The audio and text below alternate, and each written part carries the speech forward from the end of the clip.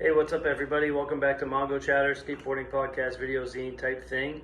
This is episode number 37 with Bob Byrd. Simon and I met Bob at the Pleasanton Skatepark, the River Atoscosa Skatepark in Pleasanton, Texas. And we were taken aback with his enthusiasm, and his stoke levels were off the charts for being an 88-year-old man who does not skateboard. But he made that skate park happen down there. And we thought it would be cool for him to tell his story. We've since gotten involved with a little bit of fundraising, making some donations of boards and things like that, gently used gear for the skate programs that they got going on down in Pleasanton. So it's been really cool to get to know Bob. Within, a half an hour of meeting him, he gave me a skateboard, and he also showed me a photo of Tom Dupree, who's been on Mongochatter and who coined the term video zine, actually. Tom was down there building the park, doing some work with Pillardesign, Artisan, Skatepark. So kind of all comes full circle. I thought this would be a cool Mongochatter from sort of a different perspective, a non-skate perspective. Bob's involved with his church. He does not skate, so I just thought it would be cool to have a nice juxtaposition and talk with someone who is an ally of skateboarding but is not a skater themselves. But like I say, I was just taken aback when I first met the gentleman of his innate understanding of skateboarding culture, despite, like I say, being 88 years old and a non-skater and, someone who could be in a position to judge. But that's not the case. Bob's a wonderful guy. It's been cool getting to know him. I hope you enjoy this episode. He is admittedly a little bit soft-spoken, so I've added subtitles. Forgive me if the sound quality is off. We, of course, can always use improvements in our equipment in the field, so if anyone wants to donate to our Patreon, we also have t-shirts for sale, so slide into those DMs and get yourself a t-shirt styled out. We got some more gear coming down the pipe real soon. Also, while you're watching this, just do us a favor and click the like and subscribe. Go ahead and follow us on YouTube, and if you're not already on Instagram, it makes a huge difference if you can like, comment, subscribe, all that good stuff. Thank you so much for all your support. And in the meantime, let's check out episode number 37 with the one and only Bobby Byrd. Mongochatter, Mongochatter, Mongochatter, Mongochatter, Mongochatter.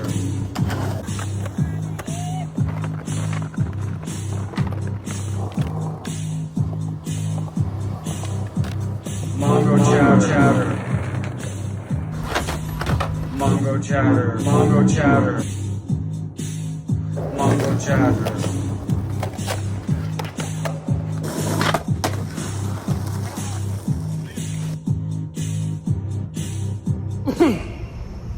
Okay, y'all ready? Okay, welcome back once again to Mongochatter Skateboarding Podcast video zine type thing. This is episode number 37, and right now, myself and co-host Simon Payne, we are in Pleasanton, Texas with the originator and innovator, Bob Byrd. And we met Bob while skateboarding here last week, and we said we got to do a Mongochatter with this guy because although Bob himself is not a skateboarder, he has worked very hard to develop and oversee an awesome skate park here at the Atoscosariverpark. River Park, how do you say that word? Atoscosariverpark. River Park. Right. There's a brilliant skate park here, and Bob told us the story, and I'd love for you to tell us the story about how that came to be and how you got involved with skateboarding and why we're here now. Man, I'd love to. That'd be great. The story is encouraging to me because I see what the results are in the lives of kids. I grew up in a very misdirected childhood. The things that I was involved with, they're almost embarrassing to talk about. Okay, we don't have to get into all of that if you don't wish. What brought you to a position to where you were able to get a spark going to get a skate park going? Okay, well, the interesting thing is my wife and I used to walk our dog down here around the park all the time. And one day I was walking I call it the evangelistic beagle because it draws the kids around, man, and they just start talking. And so right down about 100 yards behind us here, there was a toilet there, and the kids were TPing it. And I saw that happening, and I said, hey guys, I said, that's probably not a good idea. And one kid turned around and used the universal language to flip me off and tell me, go F yourself. And I thought to myself, the immediate thought was, hey, these kids need help. And I flashed back on my lifestyle and what I was involved in, and someone came alongside of me and gave me that help. And so I saw a need there, and that's when I went to work on whatever you do to get a skate park going. I didn't know a whole lot. All I knew was that these kids needed help. There were signs all over the city, don't skate here, don't skate here, don't do that, don't do that.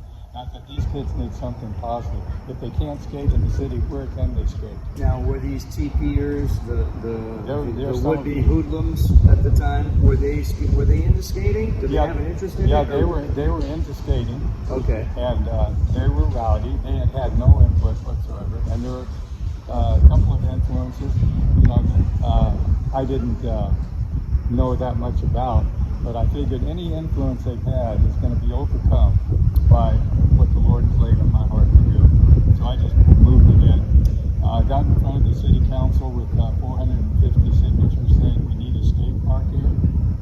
And of course, that was not one of those things that was well received. It was just, okay, we'll see. So they said, well, let's have a survey, and we'll run a survey through the school. So they ran to the school, and lo and behold, the survey showed that skateboarding came out as the #1 priority in the school. Oh, wow. What year was this? This was 2014. Okay. 2014, 15 in there. Yeah. And so at that point in time, when they received that information back, then it was kind of like, okay, let's get this guy, going. So I started raising funds, going out to businesses, a lot of personal funds that came in, and personal friends, because we had a ministry of discipleship throughout the world right now. And we have people that we've ministered to over the years that are personal friends, and they saw what we were doing, they liked what we were doing, so they became a part of contributing to the skate park, even though none of them were given credit. So it's an outside influence. And then as the funds came in, the city got excited about it. And so they said, let's move along on this, let's put it on the agenda, let's get a vote on it. There's a good, healthy spirit of cooperation that was really, really positive. And it remains today. See, that was years ago. And they've changed mayors, they've changed city council. But the spirit of what was going on has continued. Was anybody at any point like, oh, skate park that attracts hoodlums or whatever? Everything can't have gone that smoothly, right? At some point. Okay. At one point, that's a good question, and I would like to say no, there wasn't any, at all. Yeah. But realistically, one of the leaders, afterwards, I was talking with him, and he said, I said, they're just long hairs, they're tattoos, and they got rings. And I said, well, let me give you another view of it. I said, these kids are very creative, they're independent thinkers, they're very explosive in their artistic work on the skate park and their skating, and their personalities are genuine, they're not fake. I said, so, This man just summed up skateboarding, So, at that point, I think he realized that, that was probably a misstatement on his part. And he is no longer, in a position of leadership. But I do think that we've won heart there, turned the heart around in a position of leadership. And now we have seven leaders up there that are for this 100% what we're doing now. Sure. There's also a generational thing there, I think, where it's like, you know, people that are coming to power now in local government are in their 30s and 40s and grew up with skateboarding, whereas previously there was this sort of perception. It wasn't normalized at all, so it was kind of a countercultural thing that maybe traditional people, you know, previous to that, were not familiar with, you know, the ins and outs of that culture. And you also, you can't pretend that skateboarding doesn't thrive off its identity as a counterculture. You know what I mean? Like, skateboard's not looking to be like, you know, the next sport or you know, it does want. Yeah, they just resigned from the Olympic community. Yeah, I saw that. So, we won't get into all that. Okay, so when you mentioned the design earlier, how did the design of this skate park come to be developed? Because it's it's one of those ones where you just don't have to push, and it's kind of built on a downhill slope with some huge retaining quarter pipes that give you the speed you need to get back to the top with relative ease. It's a pretty unique skate park. Yes, it is, and I attribute that to pillar design. And the thing I like about it is you can keep moving. Yes. it sounds like you're curious enough to like when we met you, you knew what a taco was, and so you obviously went home and sort of did your homework. As I watched different skateboarding videos. Oh, cool. And I have done some research. Yeah. So the thing I was looking for was something that would draw people from outside Pleasant to come here and skate. And we have skaters coming in from, Bernie, Corpus, Deville, Austin. We even had a couple that heard about what's going on and bagged their 3 kids from El Paso. Oh, wow. And I encouraged them. I said, "Guys, if you travel, why don't you just move here?" Yeah. And they said, "Oh, we're thinking about that."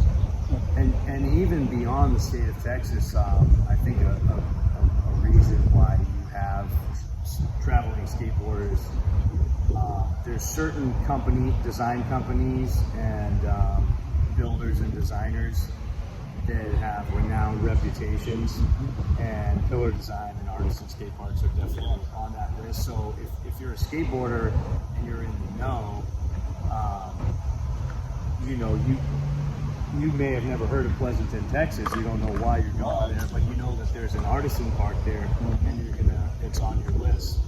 So that's kind of a huge part of the game nowadays too, is that these sort of established skate parks by certain builders and designers, they become beacons for traveling skateboarders. Well, that's true. Yeah. And we do see that. We see the value of that. This is going to be a streetscape audition, and it's going to be something that will continue to challenge the advanced skaters. Yes. And we want it to be seamlessly connected so that you have various drop-in spots. Once you get on, you can skate the whole park without getting off. So what was the process like? I would imagine there were different bids or whatever, but how did you first become aware of Pillar? Okay, we do have a process that once we get something moving to the place where we need a designer, we have to put it out to 3 bidders. And Pillar was not the least expensive, in fact, probably the most expensive. But with something like this, you really have to go with what you know is going to be quality. And we just think that. Well, it meant a lot to me when we met because my home skate park in Amesbury, Massachusetts is so Tom Dupree, who's one of the foremen for Artisan, who incidentally was down here building this park. He grew up skating at Amesbury Skate Park and kind of honed his skills building stuff there, and he's been a huge part, and Artisan and Pillar have been a huge part of my sort of hometown scene, and it means a lot to me and my friends. And so again, as a traveling skateboarder, it's I'll seek out these certain parks. I did not know this was an Artisan park until I met you, and you gave me the photograph of the crew, building the place, and I was like, oh, that's my friend Tom. So it's a small world, It really is. It's Good follows good. Yeah, well, there you go. So let me ask you this, Bob. You are, if you don't mind my saying so, you mentioned to me before, 88 years old. You do not skate. How'd you get hip to all this vernacular? Bushings, bearings, tacos, you know. How do you know about all this stuff? It's contagious. It is. Yeah. That's the best way to put it. Yeah. I think you would have been a skater. I'm going to harp on this one last time. Again, your generation typically doesn't. Okay, you see kids need some direction or need something to do, right? There's vandalism, there's whatever, they're just bored teenagers. Your generation typically doesn't go, I know what they need, a skate park. In my understanding. Usually it's let's build them a community center or Little League. Yeah, Little League, or offer them more clubs at the high school or something like that. So how did you get to skateboarding? Like it doesn't usually go that way. Does it? No. Yeah. It's so wild. It's so not. It's. So I mean, I love it. I love that you went. That's where you went. With, Yeah. Like, let's fix this situation. Okay. That's a good question, and I'm glad you asked me because really, when they TP'd that toilet, gave me the universal sign, and I said, these kids need help. What I saw out there, kids just like me, Yeah. because I was a lot further down the road than they were. Sure. And a lot more deeply into trouble. Yeah. Some I got caught for. Yeah. If I got caught for all of them, I probably wouldn't be here today. So I saw in a real need to just love these kids, give them a little bit of influence that can help give them direction onto a path that is not headed down the road where, you know, they have to drop into drugs, drop into sex, drop into all of that our culture doesn't know how to get involved in that because they haven't been there. Yeah. I have been there, Okay. and that's what attracted me. It's also I don't want to be cynical, but I'd be remiss if I didn't mention that the current culture or the milieu of things that are going on in this world right now pushes this stuff on these kids. It normalizes sex, it normalizes drug use, it normalizes manipulation and cold-heartedness. It's a sorry state of affairs. We don't need to get into all that, but I just feel that like I you know, sometimes it's like I feel like something like skateboarding or some type of activity where there's an outlet, particularly skateboarding, and I am biased, but without, That's okay. you know, Yeah. it's like there's no hope for them unless Yeah. they find something like that, because otherwise they're just going to get sucked into mediocrity, and the norm right now is not necessarily a good thing. That's right. So have you personally, in your journey sort of into the skate world, did you ever find yourself at odds or in juxtaposition? I mean, I'm sure the answer is yes, but like, did anything ever come to a head with you, like as far as like a value system, sort of like, did you ever meet any like characters in skateboarding where you're like, this guy, I just can't, we got to agree to disagree? Because I know it can be a pretty wild scene at times, you know? Well, you know, it's interesting you should mention that because when we first got started, we didn't know diddly squat about anything in skateboard, you know, and we had to learn as we go.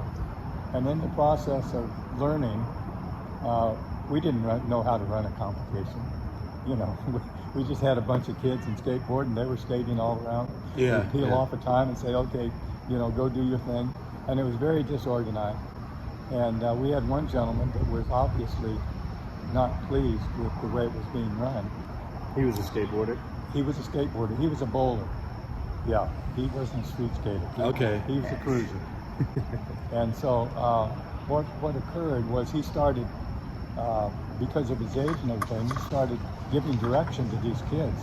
And I could see that went over like a lead balloon. No boy. You know, and Yeah. so I got with the guy afterwards and I said, hey, look I said, that's not going to work here. I said, this is a relational thing and we need to honor that. And we're learning as we go. So is he I like see. freaking out about park etiquette or things Yeah, like this? exactly Okay. right. Yeah, that's exactly right. Yeah. And so, and I appreciate that. I know the said, type. And so it's, you know, one of those situations where you just had to say, hey, we don't know what we're doing, but we're learning. Patience. Yeah, right on. Just like skateboarding itself, it's like you got to fall down and get knocked around and kind of suck at it for a while, and then eventually, before you know it, you're in a groove and Yes. you're rolling. You know? And it takes time, and it takes commitment. You know, I was out here yesterday from 9 o'clock until, probably about 1 o'clock. Just helping a guy. Hey, look, at this time to get on the board, just push 3 times. Okay, next time push 5 times. Next time push 10 times. And set a goal to get out there so you feel comfortable getting on your board at a faster speed. Well, at 88, that takes a toll. Sure. Yeah, that's It impressive. really does. But I'll tell you what makes it worth, and I'll tell you this story. I may have mentioned this to you before. We had a class here, and one of the kids came in hugging his board, and you could tell it was kind of his Linus blanket. And so I watched him, because we want to see kids come in and stick. We don't want them to come in and try it a few times and then leave. Yeah. Right on. Well, that's exactly what was taking place with this kid, because he came in, put his board down, took about 2 steps, fell, got up. I was watching him at that time. Got up and made about 10 more peels and fell. This time he started crying, and his mom, naturally a mom response, went over to, oh, my poor baby. Yeah, No, of course. Yeah. that's not going to work. So I watched that because I could see something was going to take place there. And I was working with a couple of kids over there, getting them on the boards.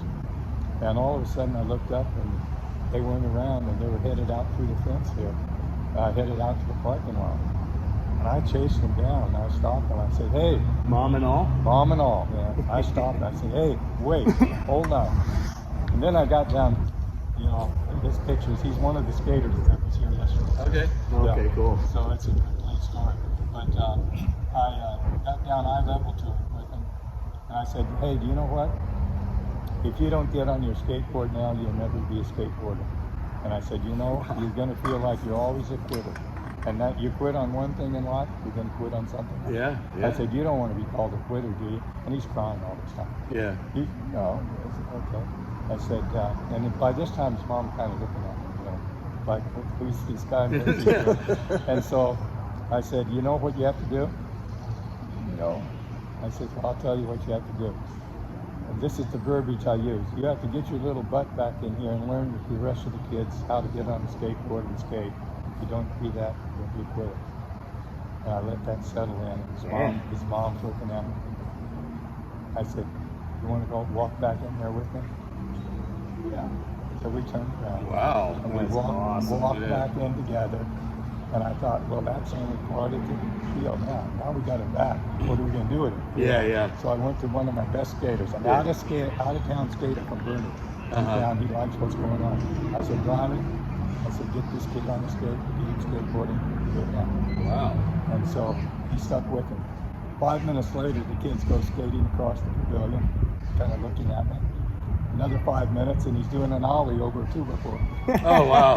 And every time he goes by me, kind of gives me that look, I know you. Yeah. And all of a sudden, Mr. Byrd became his hero. So the next day, Sunday, who's down at the skate park now? The kid. The kid, and his mom, and his dad. Wow. And he is, when I introduced him, I asked his, we had a fundraiser, and I asked his mom and dad if I could introduce him and tell them the little story. And they said, oh, that'd be great. So I told the story at the fundraiser, introduced him as, a hero to a lot of kids in the town. Yeah. What he did. Got up, got back on the skateboard, and learned how to skate.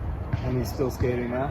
Still skating now. In fact, we had to do this because we had some of the kids that had advanced to the place where this was no longer needed. We had to break them up and send them down to the skate park. He was one that we had to send down to the skate park. Wow. Yeah. Right on. Yeah. So we split them up, beginners and advanced. And we had a number of requests from the parents. When are you going to do this again? So, I can't resist a challenge. So I said, we'll do it on a monthly basis for a while. Wow. Amazing. So we're going to do this on a monthly basis. I know you have created quite a community here, skateboarding community. And you sent John a photo yesterday of like 50 kids or something. how I think you just hinted how you do it, what you just said. But so how did you do that? I mean, how did that? You know, obviously you built the park. Everyone in town probably knew what was going on, but Yeah, there's very few businesses I can't go in if they don't know Mr. Byrd. okay. Yeah. So it was really handing out flyers.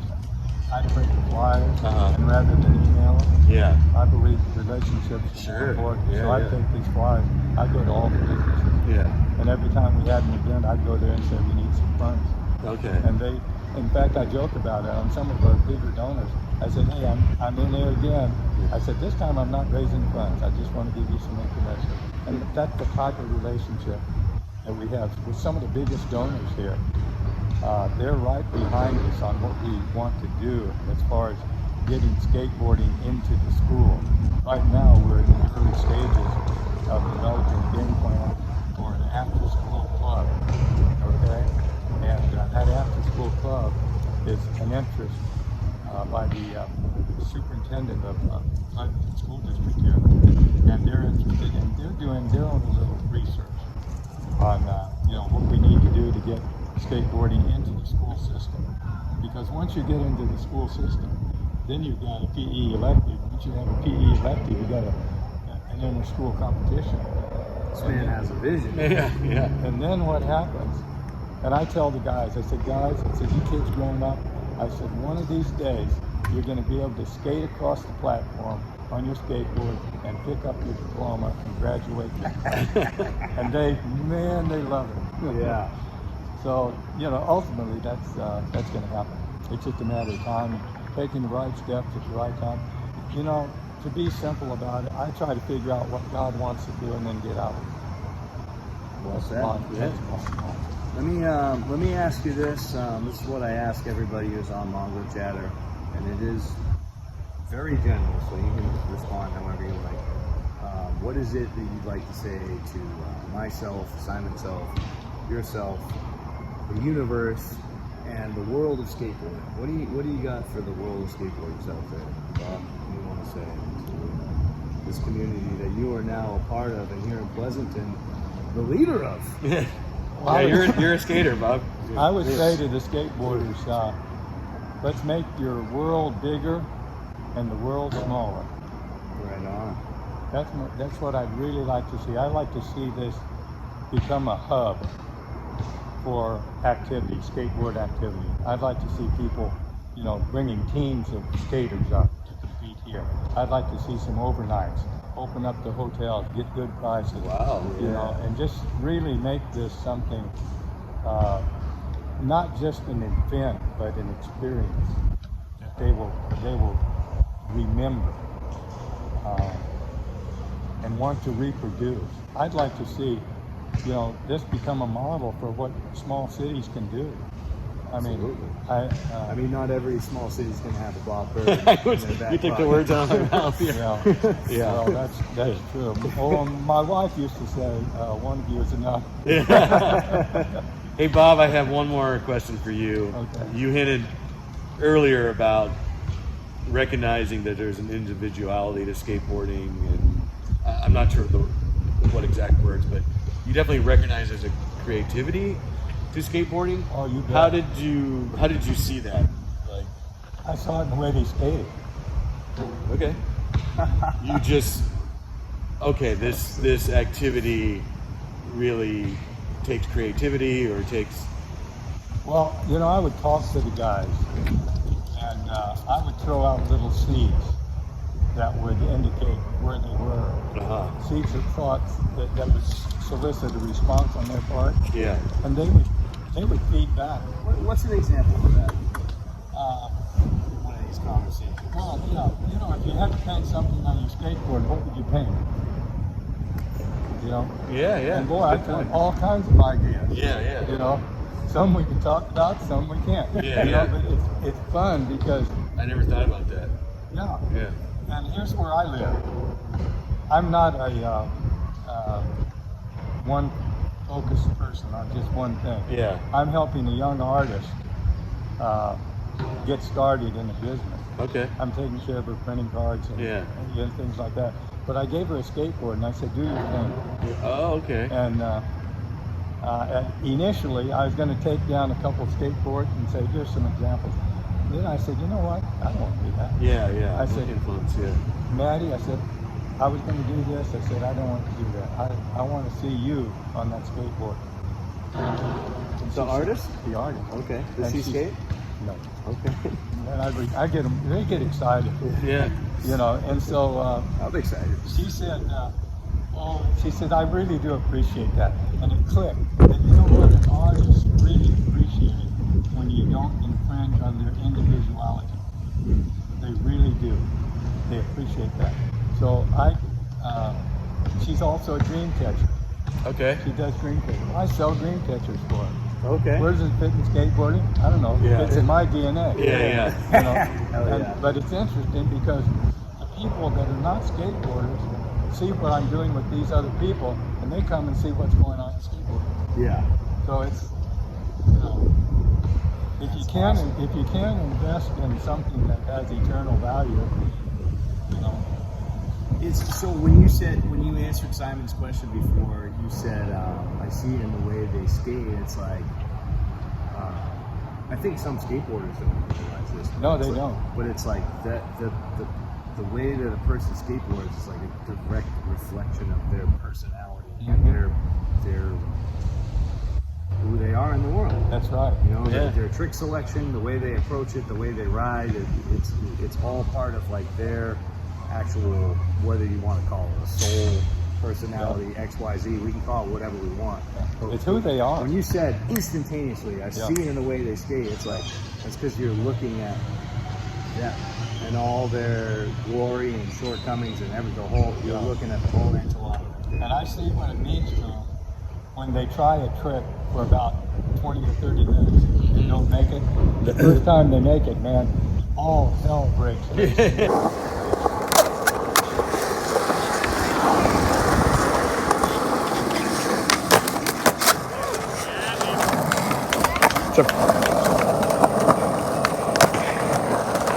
They are so excited. Yeah. They bring everyone in. All the kids come around and, you know, they're banging their boards. They're happy campers.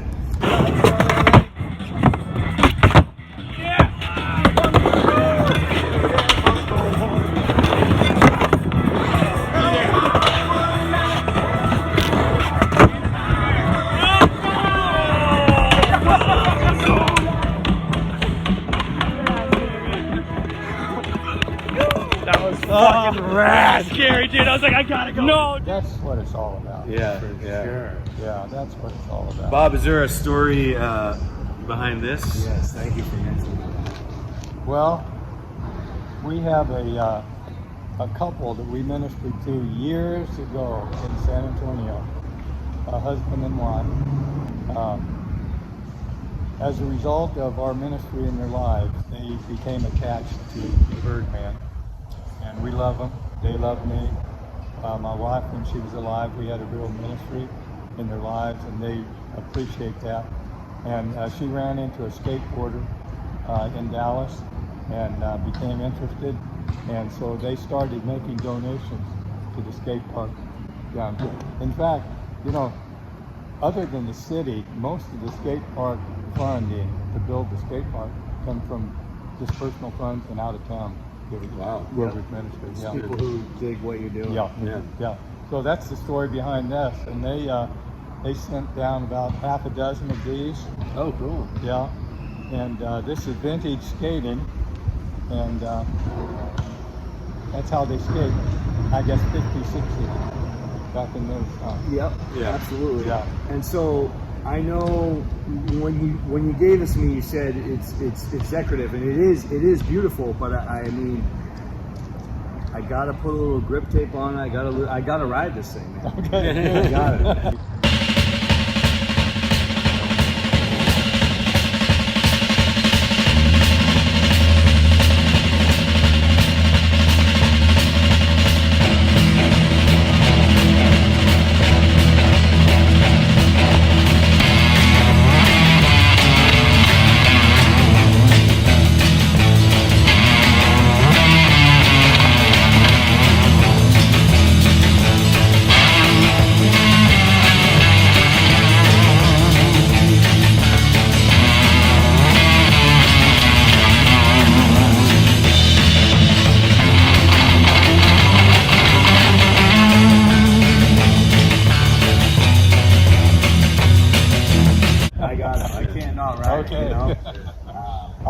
that. Yeah, So right on. Show me a picture of you on it, and I'll put you in our newsletter. Heck yeah. Yeah. Well, this has been great, my friend. It's been wonderful meeting you, and I knew right when we met that I was like, we got to get this guy on Mongochatter. So thanks for being so responsive, and what a great quick turnaround. I think this is going to be a great episode. So just want to say thanks God again. bless you. Yeah. Thank you. Yeah, It means a lot. Yeah, yeah, to me. Bob. Heck yeah. It's been special time with you. Thank you. Yeah. And you mentioned Byrd. Of course, we know Tony Hawk as the Birdman in skateboarding. Yeah. But this is Bobby Byrd right here. Yeah. I texted Tom that photo of us, and he instantly goes, "Hey, Bobby Byrd." Oh, well, yeah. These are good days. Yeah. Everything is great. Yeah. These are perfect days. A good opportunity to get in the lives of people and have it count. You know. So thank you for all you're doing. Oh, You keep doing what you're doing and pass the word around. Yeah. We're out here spreading the stoke, baby.